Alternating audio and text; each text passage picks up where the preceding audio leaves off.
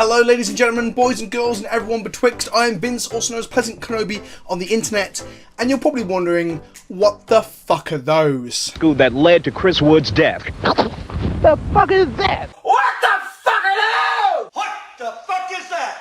Officer, I got one question for you. What are those? But don't worry my friends, I've got you. I'm here to help you understand what these things are, where they're coming from, and to give my thoughts on the matter. This is Arcane Signet, and this is Chulane. Chulane? Teller of Tales.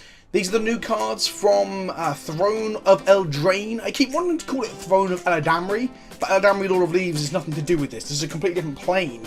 He does not exist here. That's just me being, like, unable to understand names. I think I have something, generally no joke, wrong with me. I'm so bad with, like, collections of letters that make up units of meaning to, you know, that we give as names to people or things. It's fucking weird. For those that don't know, Throne of Eldraine was the set that was like sort of teased at SDCC. Everyone got these sort of weird purplish invites with lots of fairy artwork and everyone was like, shit, is this a return to Lorwyn? Then Mara was like, no, it's not a return to Lorwyn. Wait till Sunday, I'll explain. And well, in the meantime, I got excited. I thought that Throne of Eldraine might just be the court mask come British fairy tale, UK fairy tale, European folklore set that I've been hyped for a while since Lorwyn. I mean, Lorwyn kind of did that, and Innistrad had some of the Germanic folklore elements to its horror, but I was looking forward to, like, artsy, fartsy, silly shit where fairies are fighting donkey-headed heroes on a stage, all for the glamour and lights of some sort of aristocracy, and we didn't get that, which is fine, though, because what we did get was Throne of Eldraine, this fairy tale set where they're taking on all the popular fairy tales. We've got Rowan Kenrith dressed as basically Red Riding Hood. We've got, like, Goldilocks, but she appears to be some form of, like, bear hunting badass, and other things like this fucking gingerbread man. I am so fucking hyped for this gingerbread man. The art from this set has got me fucking hyped. We're gonna have knights and round tables and shit. Here's, like, Rapunzel. This is fucking mad. I'm super into it. The art is so damn good. My two favourite pieces of art are the gingerbread man running away and this beautiful, like, gingerbread house that obviously some witch has built in the canopy of a forest. There's fucking meringues outside the door.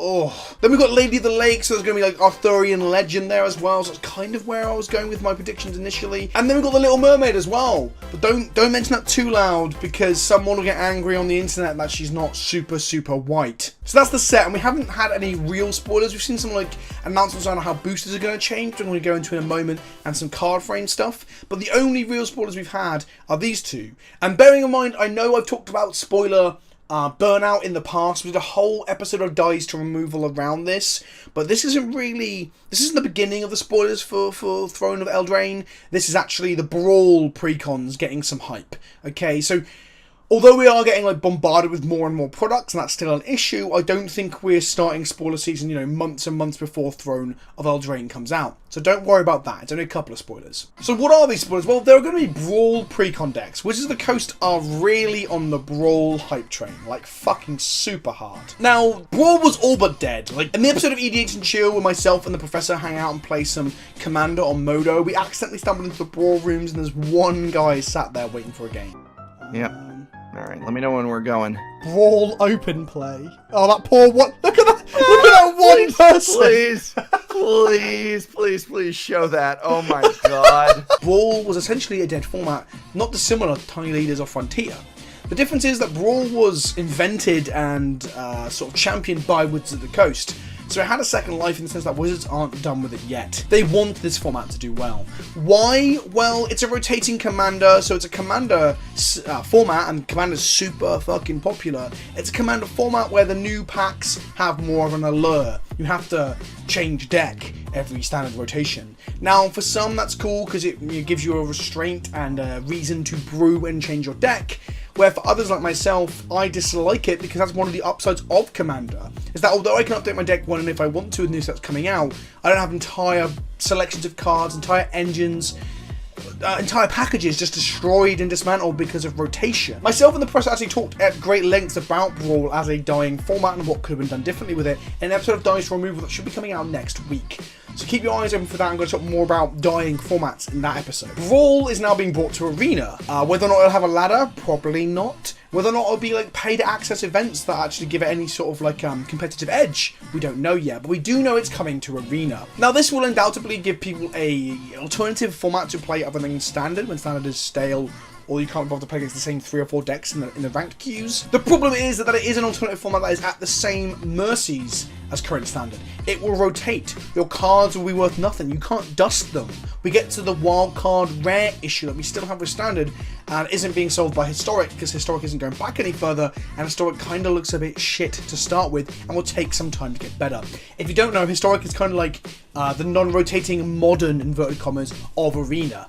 It was announced a little while ago. It's starting with current Standard, and there's not going to be a ranked ladder for it, so it's just a sort of fun fuck around format, which might be cool in time, but the car pool's so limited, who gives a shit? The other part of the push for the Brawl format is not just putting it on Arena, but they're releasing Brawl Pre-Cons. Now, this is a cool idea because it allows people to get into it on a cheap budget in theory, if the decks are cheap. Again, don't forget Wizards got rid of MSRP for items, so shops can sell them for whatever the fuck they want, and the demand for these packs might be really damn high. Why? Well, the unique cards. A lot of the cards in these Brawl Pre-Cons are going to be shitty standard cards that no one wants, right? Well, the Pre-Cons are coming with some cards that are new, and they're cool, don't get me wrong. So the first of which we're going to talk about is Arcane Signet. Arcane Signet is a 2-mana mana rock that taps for any color mana of your commander's color identity.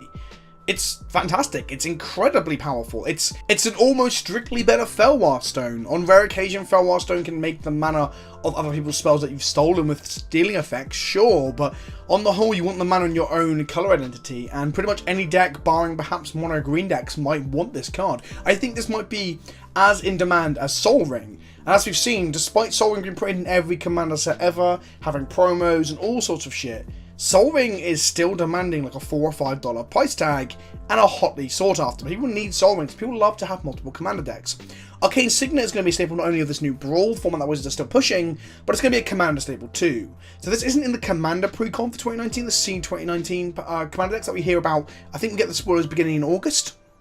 Well, this card's going to be really hotly wanted and chased after, which is going to make the Brawl Pre-Cons sought after product.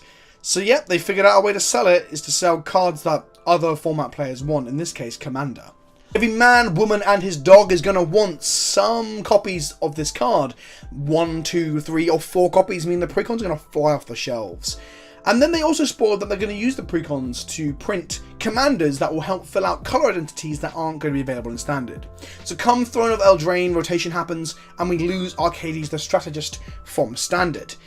Strategist, perhaps. I don't know how you pronounce it. Comment down below telling me that I pronounced it wrong. I don't give a fuck. Now, I'm a big fan of Arcades. I've played him in Commander, on Commander Clash. I've played him on this channel in Modern and 2 different versions of wall decks. You should go check out these videos. I'm very proud of them. Arcades is a badass, but he's going to go.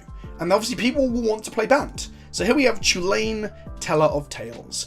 A mythic, legendary human druid for 5 mana.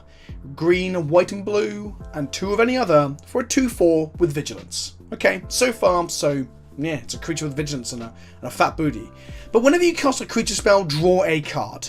I mean, that would be obscene, right? Just cast a creature spell, draw a card in your commander. It's Glimpse of Nature. It's the new Beast Whisperer card in a commander.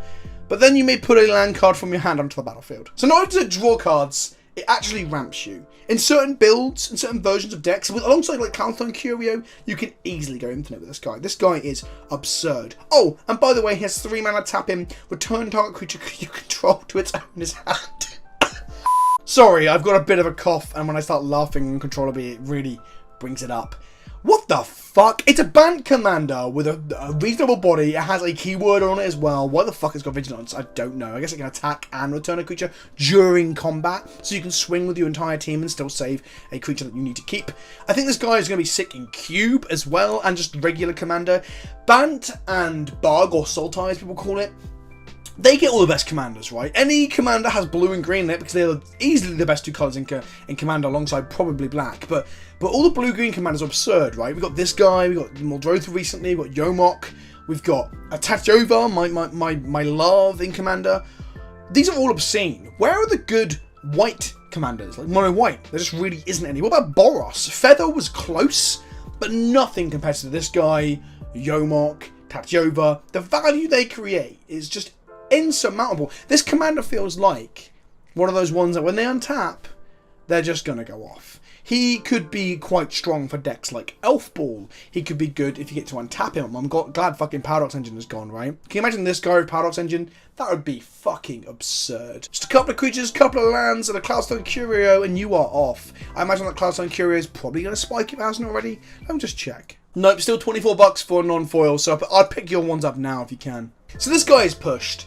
And that means that the Brawl Pre-Cons are going to be wanted just for Commander players, let alone players wanting to actually play Brawl in their local shop. One of the other things that people have been criticising is that this stone is so good that it's like an auto-include in pretty much every EDH deck, so you've got less room for customising your Brawl and Commander decks. I don't really give a shit about that. I mean, your basic lands are the same, right? And some of your lands, like Command Zone and like your original Jewels and Shock lands and stuff, are all cards that if you own them or can afford them, you're going to play them, right? So I'm not too fussed about that. What I am fussed about is if, on a long enough timeline, in the next 5 years, if they print similar cards to Arcane Signet, Command Zone, Command Beacon, Command Sphere, and Sol Ring, we will end up having like 10 to 15 cards that you just include in your Commander deck because they're just better than every other option, right? And then further extrapolating that point, Chulane is absurdly powerful, right? Like as a legendary commander, this card is very, very fucking good. Whether it be the Flying Mane archetype, Elf Ball, creature-based combo, whatever, Chulane is going to be nuts. As, like I said, Moldrova, Yomok, or is it Dromok or Yomok? Have I been mispronouncing the card this entire video? Ah, fuck it, who cares? Tachyova. There's power creep going on, right? Like, War of the Spark introduced obscene amounts of very powerful cards to Modern and Legacy and Standard.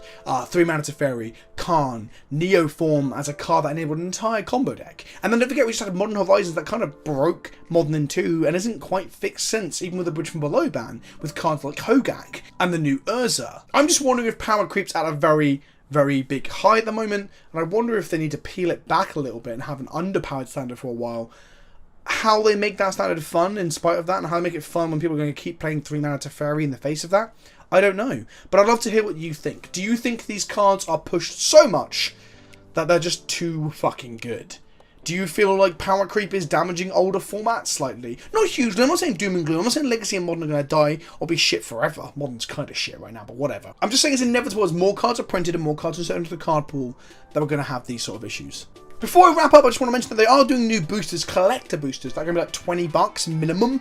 These cards can have some of these cards that are from the new set that aren't going to be in standard boosters like Arcane Signet and Chulane. They aren't going to be in your standard boosters. So they are openable in collector boosters, but that's not going to really help supply that much because they're going to be very, very expensive boosters compared to normal boosters. I kind of like the idea of collector boosters on a base level of introducing more unique cards and card frames and art styles and shit with the extended arts and all this stuff. But like them being 20, 30, 40 or maybe even 50 bucks for the popular sets, it's kind of absurd. Let me know what you think in the comment section below. Do you think the collector booster idea is just a cash grab? Do you think Chulane is pushed and you're kind of annoyed about it? What do you think of Brawl? Do you actually want to play Brawl? Do the people that watch my videos who play Legacy and Modern and Standard and Commander, do you give a shit about Brawl? Let me know down below. Like the video, share it with your friends, and check out my next video tomorrow as I'm putting out quite a few mostly daily videos at the moment. I've been Vince, also known as PleasantKenobi on the internet. Think of me when you touch yourself at night, and I'll see you all very, very soon. Ta-ta for now.